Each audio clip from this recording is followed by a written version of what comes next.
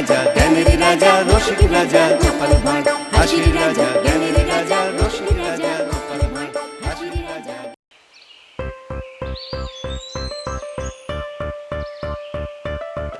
এই এই এই এই এই বয়সে কি ছেলে মানুষই হচ্ছে? পাট কাটি কি মুগুর নাকি? আজ যা পাট কাঠি কাল তাই তাল গাছ, বুঝেছ? না বুঝিনি, তবে আজ যে পাগল কাল সে উন্মাদ এটা জানি। হ্যাঁ গিন্নি, জীবনের ধন কিছুই ফেলা যায় না, এটা জানো তো? জানি না আবার হাড়ে হাড়ে জানি, নইলে এই বয়সে পাট কাঠি দিয়ে কেউ মুগুর ভাজে? ছোটবেলায় কত কুস্তি লড়েছি, আজ সে কথাটা মনে পড়ে গেল গিন্নি। ভাবলাম পাটকাঠি দিয়ে শুরু করা যাক না, পরে না হয় লোহার মুগুর নেব। মুগুর চোখে দেখেছো কোনোদিনও? তোলা তো পরের কথা। না তো তাই তো পাটকাঠি দিয়ে শুরু করলাম। মুগুর না ভাজলে বুঝি পালোয়ান হওয়া যায় না? বাহ বাহ, চমৎকার একটা যুক্তি দিলে। দড়না টেনেই কেউ যদি মাঝি হয়ে যায় তবে তো নৌকোয় কেউ উঠবে। বুঝেছি, ঘাট হয়েছে বাবা, এই ভুল আর করবো না, কথা দিলাম।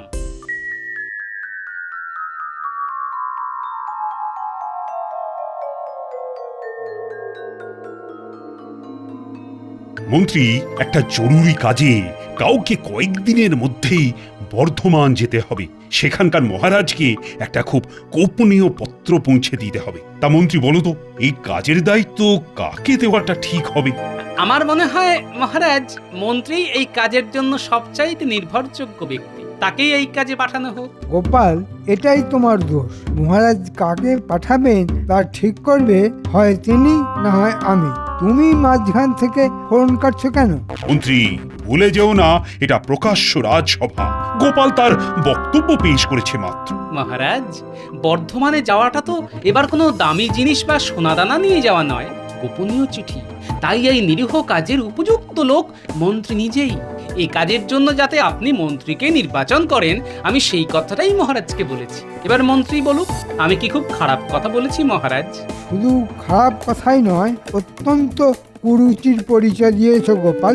সোনাদানা যদি যেতই, তবে কি সেটা নিয়ে যাওয়ার জন্য আমি উপযুক্ত নই? গোপাল কি বোঝাতে চেয়েছে সেটা বোঝার মতো বুদ্ধি আমার আছে। এই দেখুন, একটা সহজ কথা কিভাবে মন্ত্রী একেবারে উল্টো দিকে ঘুরিয়ে দিল। আমি বলতে চেয়েছিলাম, সোনাদানা নিয়ে গেলে রাস্তায় চোর ডাকাতের ভয় থাকে, এমনকি প্রাণের মায়াও মাঝে মাঝে ত্যাগ করতে হয়। কিন্তু একটা চিঠি নিয়ে গেলে তার কি কোনো মূল্য ডাকাতদের কাছে আছে মহারাজ? কিন্তু এই সাধারণ কথাটাই মন্ত্রী তার অসাধারণ বাগ্মিতায় ঠিক উল্টো পথে চালিত করলো। মহারাজ, এই ব্যাপারে আমার আর কিচ্ছু বলার নেই, এই আমি চুপ করলাম। আপনি যে সিদ্ধান্তই নেবেন আমি মাথা পেতে নেব মহারাজ। তাহলে আমিই বলি, কে যাবে? গোপাল ঠিক কথাই বলেছে, এটি রাজকার্যের মধ্যেই পড়ে। তাই মন্ত্রীকেই আমি নির্বাচিত করছি এই কাজের জন্য। কি মন্ত্রী, রাজি তো? আমি আর কি বলবো মহারাজ, গোপালই তো আমার হয়ে সব বলে দিয়েছে। সহজ করে কথা বলেন না কেন? আপনি যাবেন কি যাবেন না সেটা মহারাজকে স্পষ্ট করে বলে দিন না। আগে গোপাল যখন চাইছে তখন আমিই যাব মহারাজ। আপনিও সেটাই চাইছেন, তাই আমার কাজ আমাকে বুঝিয়ে দিন, আমি যাওয়ার জন্য প্রস্তুত। উত্তম উত্তম, তাহলে যাওয়ার জন্য তৈরি হও, এবং সেটা যত তাড়াতাড়ি সম্ভব।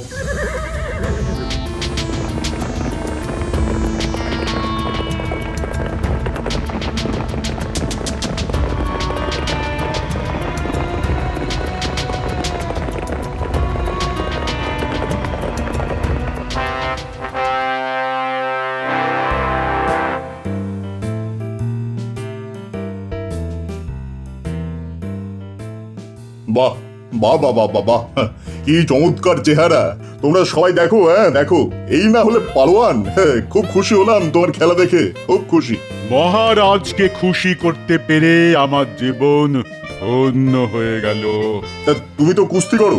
আগে হ্যাঁ মহারাজ, 10 রাজ্য ঘুরে অনেক পালোয়ানের সঙ্গে কুস্তি করেছি, কিন্তু আমার কাছে কেউ দাঁড়াতেই পারেনি, সবাইকে কাত করেছি।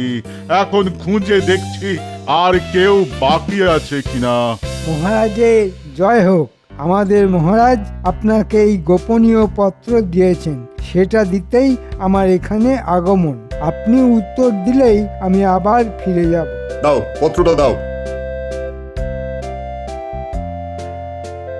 ততক্ষণে তুমি এই পালোয়ানের শরীরটা দেখো। হ্যাঁ হ্যাঁ হ্যাঁ, যেন মন্দিরের দেওয়ালে আঁকা মূর্তি। পালোয়ান, ইনি কৃষ্ণনগরের মন্ত্রী। ওনাকে খেলা দেখাও, দেখাও দেখাও। বাহ বাহ, কি সুন্দর তোমার শরীর। মহারাজ ঠিকই বলেছেন, এই শরীর যেন মন্দিরের ভাস্কর্য। তা তুমি কি কুস্তি লড়ো? আরে ওর মুশকিলটা হলো 10 রাজ্যের কেউই ওর সঙ্গে কুস্তিতে পেরে ওঠেনি। তাই ও আর কেউ বাকি আছে কিনা তাই খোঁজ করছে। তা তুমি জানো এমন কোনো পালোয়ান আছে কিনা যে ওর সঙ্গে লড়তে পারে? হ্যাঁ, একজন আছে, সে নিজেকে মস্ত পালোয়ান মনে করে। মহারাজ, তার নাম হয়তো শুনেছেন। কে বলতো? আমি চিনি এমন কোনো পালোয়ানের নাম তো মনে পড়ছে না। না, আগে তার নাম গোপাল ভাঁড়। গোপাল মানে তোমাদের রাজ্যের ভাঁড়? হ্যাঁ, তাকে তো চিনি। সে আবার কবে থেকে কুস্তিগির হলো? হ্যাঁ মহারাজ, গোপাল জীবনে অনেক কিছুই করেছে। প্রথমে কুস্তিগির হওয়ার চেষ্টা করেছিল, সেখানে সবার কাছেই হারতে হারতে নাপিত হলো। সেখানেই এর চুল কাটতে গিয়ে ওর কান কাটে, আবার এর গোপ কাটতে গিয়ে ওর মাথা মুড়িয়ে দেয়। তারপর আমাদের মহারাজকে ভালো মানুষ পেয়ে তার ভাঁড় হয়ে গেল। তবে শুনেছি ওনাকে এখনো কুস্তির আখড়ায় যায়। কি বলছো? মানে কিছু তো বুঝতে পারছি না। গোপাল কখনো কুস্তি করতো এটা তো আমি বিশ্বাসই করতে পারছি না। হ্যাঁ, আচ্ছা, আপনার পালোয়ানকে বলুন ও যেন বলে সে কৃষ্ণনগরের পালোয়ান গোপাল ভাঁড়ের সঙ্গে লড়তে চায়। এই কথা রটিয়ে দিলেই দেখবেন গোপাল রাজি হয়ে যাবে। এ ব্যাপারে আমি আপনার সঙ্গে বাজি ধরতে পারি, আর এই রটনার কাজটা আপনিই করবেন। কে এই গোপাল ভাঁড়? আমি ওকে কিসে সব হাড় গোড় ভেঙে দেব। না না, তা করতে যেও না পালোয়ানজি, প্রাণে মেরো না। দেখো পালোয়ান, গোপাল যেন প্রাণে বেঁচে থাকে। হ্যাঁ, মাটিতে বারবার ফেলো, কিন্তু দেখো ওর যেন কোনো গুরুতর আঘাত না লাগে। বুঝেছো তো? যথাজ্ঞা মহারাজ।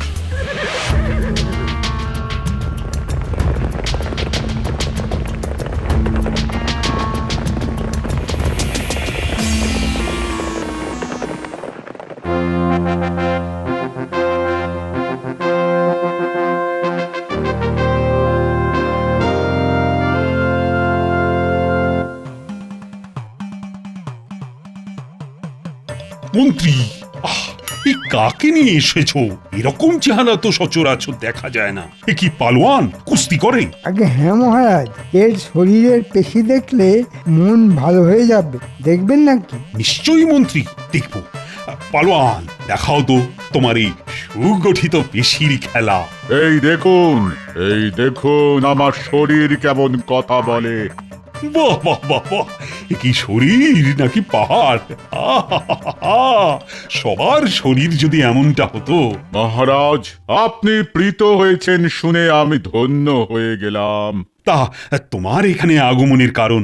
মহারাজ, 10 রাজ্য ঘুরে এমন কোন পালোয়ান পেলাম না যে আমার সঙ্গে কুস্তিতে জয়লাভ করেছে, তাই এখানে এলাম। এখানে কেন? মানে সেরকম পালোয়ান এখানে আছে বলে তো শুনিনি যে তোমার মতো ভীমের সঙ্গে লড়াই করতে চায়। মহারাজ, শুনেছি আপনার সভায় গোপাল ভাঁড় বলে একজন পালোয়ান আছে। আমি তার সঙ্গে লড়তে এসেছি। তাকে হারাতে পারলে কোনো রাজ্যেই আমার আর কোনো প্রতিদ্বন্দ্বী থাকবে না। হ্যাঁ, কি কি কি বললে তুমি? গোপাল ভাঁড় সে লড়বে তোমার সঙ্গে কুস্তি?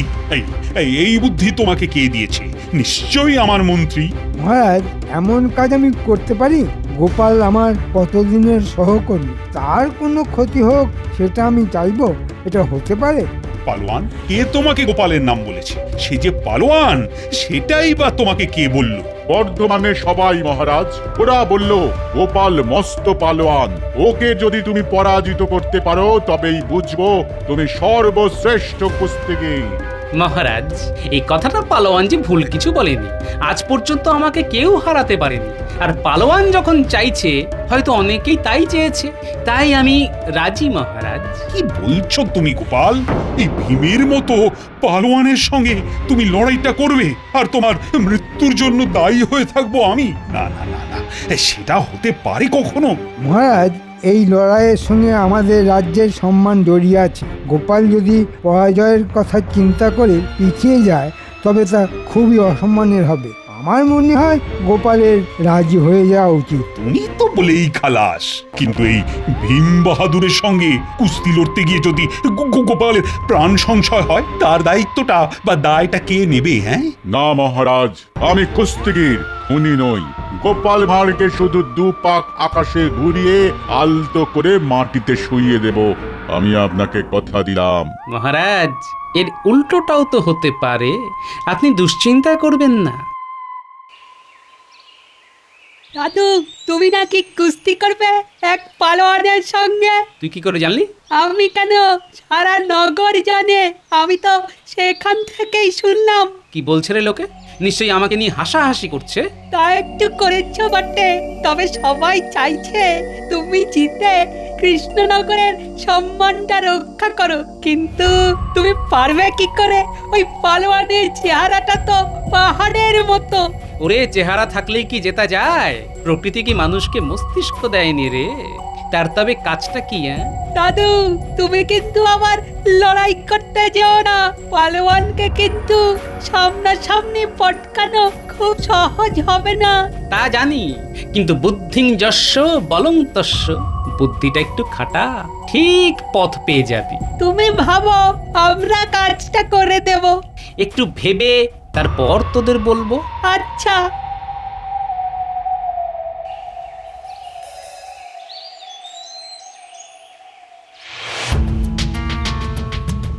এবার গোপালকে কে বাঁচায় দেখি। ওর হাড় বার করে পালোয়ান শাহী কাবাব বানাবে বলে শুনলাম। দারুণ খেতে হবে কিন্তু। তোরা সবাইকে বলে দিয়েছিস তো? বলবি যে গোপালই এই কুস্তিগিরকে লড়াই করতে আমন্ত্রণ করেছিল। এই কুস্তিগির 10 রাজ্যের যত পালোয়ান আছে তাদের পরাজিত করে এখানে এসেছে গোপালের সঙ্গে লড়বে বলে। সে কথা জানতে আর কারো বাকি নেই, সবাই জানে। লোকে তো বলা বলি করছে এবার গোপালের পঙ্গু হওয়ার দিন এসে গেছে। এ কথাও বলছে যে গোপাল নাকি বাকি জীবনটা বিছানাতেই কাটিয়ে দেবে। ভালোই হবে, ওর বুদ্ধি আর মহারাজের কোনো কাজে লাগবে না। বেটা লজ্জায় আর কথাই বলতে পারবে না, বোবা হয়ে যাবে। আর মহারাজকে বুদ্ধি দিয়ে আমি বড়লোক হয়ে যাব।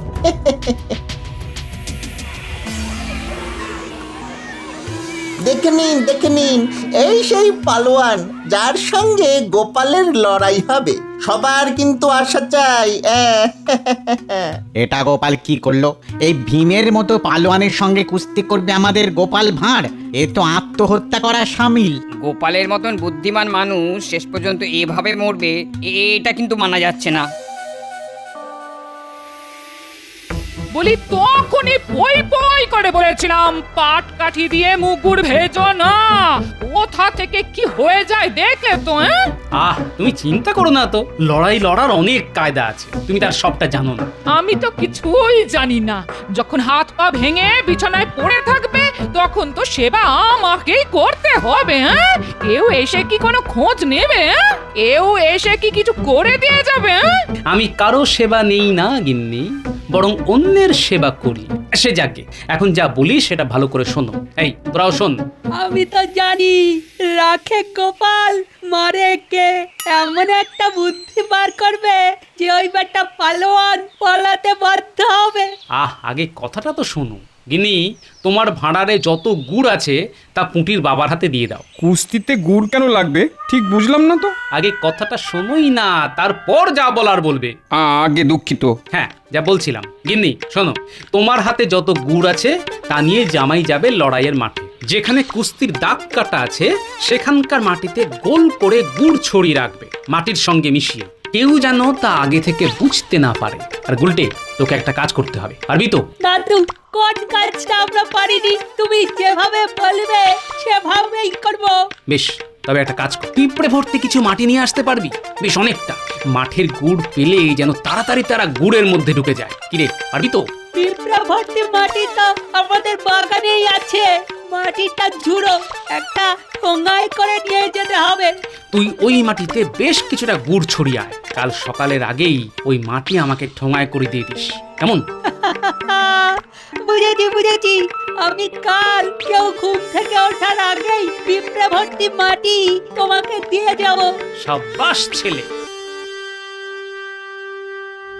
কাজটা কিন্তু ভালো হলো না মহারাজ, এটা মন্ত্রী চালাকি বলেই মনে হচ্ছে। আমি তা জানি রানী। গোপালকে পঙ্গু করে দেওয়ার জন্যই ও ওই পালোয়ানকে এখানে ডেকে এনেছে, কিন্তু গোপাল যে কেন রাজি হতে গেল? ও তো না করলেই হয়ে যেত। মহারাজ, গোপাল নিশ্চয়ই কোনো উপায় বার করে রেখেছে। ওহ, তোমার কথাই যেন সত্যি হয় রানী, আমাদের গোপালের যেন কোনো ক্ষতি না হয়।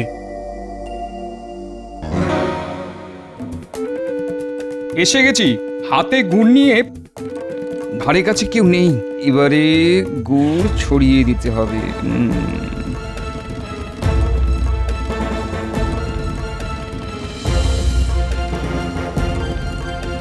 ওই তো গাছটা, ওর মাটিতেই পিঁপড়ের বাসা ভর্তি। এবার আরো গুড় ছিটিয়ে দিলাম, কত খাবি খা। কাল সকালে কিন্তু কাজের কাজটা করতে হবে। কিরে, বুঝলি রে লক্ষ্মী পিঁপড়ের দল? যাক, কুস্তির জায়গাটা একেবারে গুড়ে মাখামাখি করে দিয়েছি। কাল এমনিতেই এমন পিঁপড়ে আসবে যে পালোয়ানের পালানো ছাড়ার কোনো পথ থাকবে না।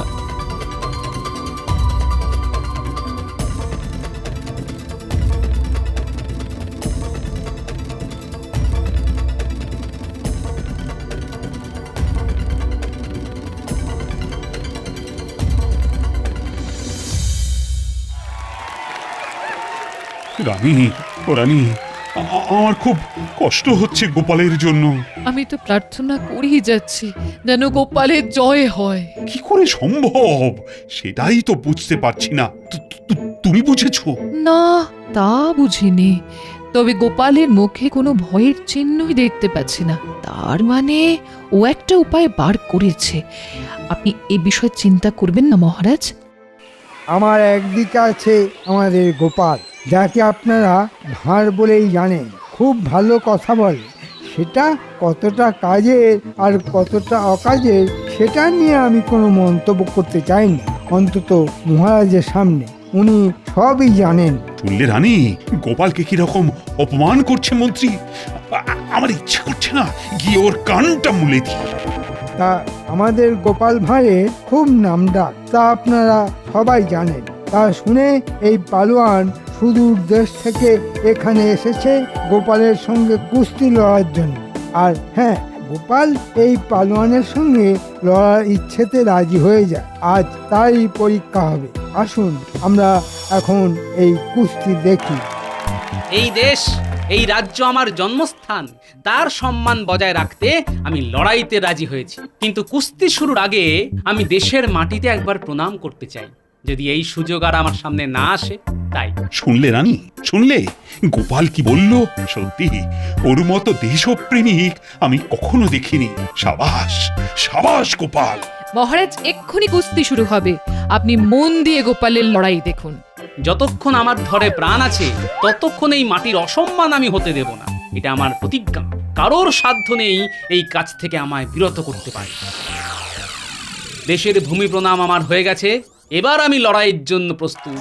এসো হে পালোয়ান, দেখি তোমার দেহে কত শক্তি আছে। তোমার সঙ্গে কুস্তি লড়তে হচ্ছে সেটা ভেবেই আমার হাসি পাচ্ছে। কত ইয়া বড়া বড়া চেহারার পালোয়ানকে আমি মাথায় তুলে মাটিতে ফেলে দিয়েছি, আর তুমি তো তাদের কাছে নস্যি। ধরবো আর মাটিতে আছাড় মারবো। আরে পালোয়ান, কাছে তো আগে এসো, আমি তো আর পালিয়ে যাচ্ছি না।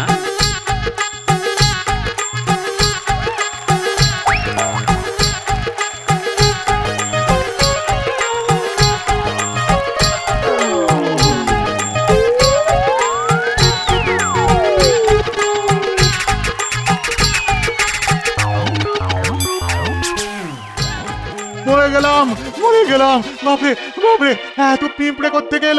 মরে গেলাম, মরে গেলাম, মরে গেলাম। গোপাল গোপাল গোপাল। না না, আমি আর পারছি না, আমি আর পারছি না। পালাই পালাই পালাই, আমি লড়বো না, আমি পালাবো, আমি পালাবো।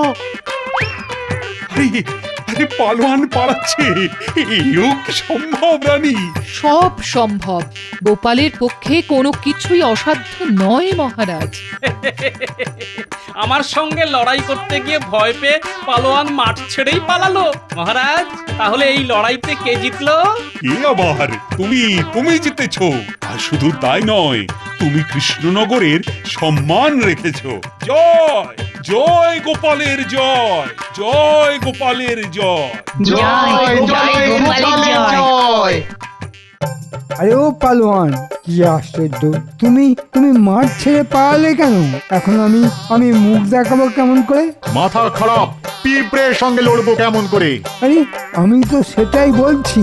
গোপাল তোমার সামনেই একটা পিঁপড়ের মতো, আর ওর ভয়ে তুমি মাঠ থেকে পালিয়ে এলে, এই তোমার সাহস! ছি ছি ছি। ওসব বড় বড় কথা আমাকে বলে লাভ নেই। পিঁপড়ের কামড় আমি খেতে পারবো না। তুমি একটা হতচ্ছাড়া, আমাকে পিঁপড়ের কামড় খাওয়ালে?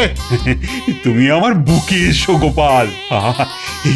এই অসম্ভব ব্যাপারটা কি করে ঘটালে তা আমি কিন্তু এখনো বুঝতে পারিনি। আমি পেরেছি, আর এই জন্যেই গোপালকে রক্ষা কারো পক্ষে সম্ভব নয়।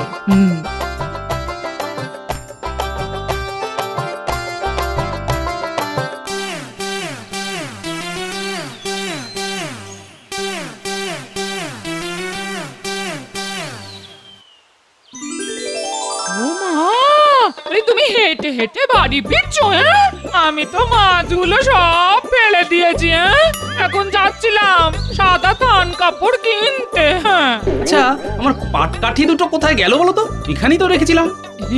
দেখো, ওই যে দুটো মুগুর কিনে এনেছি। হ্যাঁ, তুমি যে এত বড় কুস্তিগীর তা তো আগে জানতাম না। হ্যাঁ, এখন জেনেছি, তাই তো নিয়ে এলাম গো। এই মুকুর দুটো তোমায় আমি উপহার দিলাম। রাজা জ্ঞানের রাজা রসিক রাজা গোপাল ভাঁড় হাসির রাজা জ্ঞানের রাজা